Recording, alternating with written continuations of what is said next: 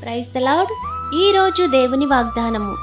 పర్వతములు తొలగిపోయినను, మెట్టెలు తత్తరిల్లినను, నా కృప నిన్ను విడిచిపోదు, సమాధాన విషయమైన నా నిబంధన తొలగిపోదు అని నీయందు జాలిపడు యెహోవా సెలవిచ్చుచున్నాడు. యెషయా గ్రంథము 54వ అధ్యాయము 10వ వచనం. ఎలాంటి పరిస్థితి ఎదురైనా దేవుని విడిచి దూరంగా జరగవద్దు.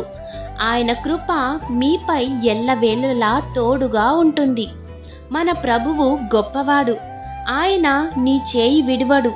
నీవు చేస్తున్న చిన్న చిన్న పొరపాట్లు ఆయన యందు ఒప్పుకొని విడిచిపెడితే ఆయన నీ మీద జాలిపడి నిన్ను ప్రతి పాపము నుండి విడిపించి నిన్ను ఆశీర్వదిస్తారు.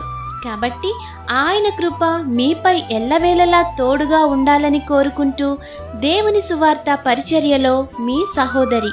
ఆమేన్. God bless you.